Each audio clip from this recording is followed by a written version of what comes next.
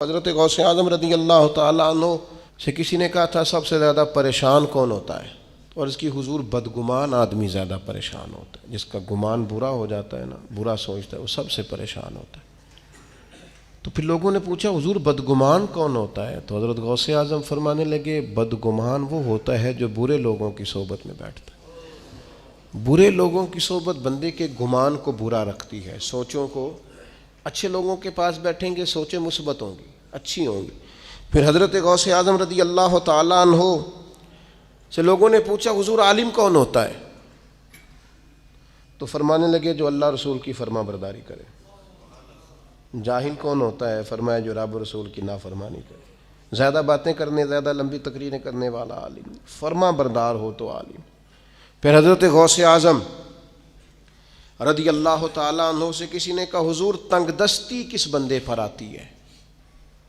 چلتے چلتے کاروبار ٹھنڈے ہو جاتے ہیں، بہت زیادہ مال ہوتا ہے، پھر انسان محتاجی میں آ جاتا ہے، محتاجی کس پر آتی ہے؟ تو حضور غوث اعظم فرمانے لگے جس کو تنہا کھانے کی عادت پڑے وہ محتاج ہوتا ہے، اور جو بانٹ کر کھاتا رہے اللہ تعالیٰ اس کے رزق میں وسعت پیدا فرما دیتا۔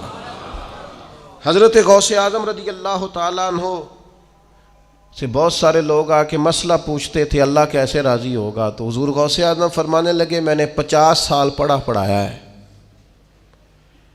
سب سے جلدی رب تب راضی ہوتا ہے جب کسی بھوکے کو کھانا کھلایا جائے، اللہ فٹافٹ جلدی راضی ہو جاتا ہے۔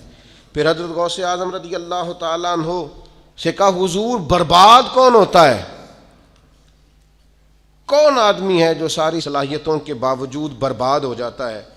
تو حضرت غوث اعظم رضی اللہ تعالیٰ عنہ فرمانے لگے جو مداحنت کا شکار ہو، جو سستیاں کرے، آج کر لوں گا، کل کر لوں گا، پرسوں سے شروع کروں گا، بس میں نے ٹھیک ہو جانا ہے۔ فرمایا یہ نہیں ٹھیک ہو سکتا، یہ آہستہ آہستہ تباہی کی طرف جانا ہے۔ دین پہ عمل کرنا ہے تو کل پرسوں کا کیا مانا، آج کیوں نہیں، ابھی سے کیوں نہیں، فوراً کیوں نہیں؟ فرمایا کرتے تھے یہ چیز انسان کو کمزور کر دیتی ہے۔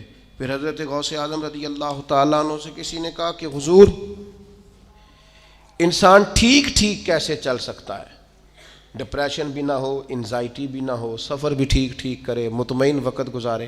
یہ میں اپنے لفظوں میں کہہ رہا ہوں آج کی بیماریوں کا جو لوگوں پر غلبہ ہے۔ حضور کوئی پریشانی نہ ہو، بندہ صحیح چلے، کیا کیسے ہو سکتا ہے؟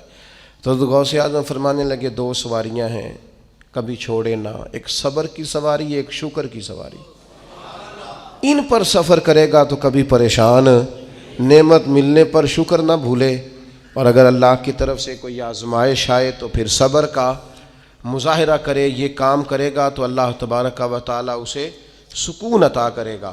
حضرت غوث اعظم رضی اللہ تعالیٰ عنہ سے ایک شخص نے پوچھا تھا حضور میں چاہتا ہوں اللہ تعالیٰ میرے دل کو قرار عطا کرے۔ تو بڑی کمال بات ہے، کئی چیزیں پہلے بھی پڑھی تھیں لیکن یہ میں نے پہلی دفعہ پڑھا الفتح الربانی سے۔ حضور کون سی چیز ہے جو دل کو پورا سکون دے؟ تو حضرت غوث اعظم فرمانے لگے اپنے ذاتی دشمنوں کے لیے ہدایت کی دعا مانگا کر، اللہ تیرے دل کو سکون عطا فرمائے گا۔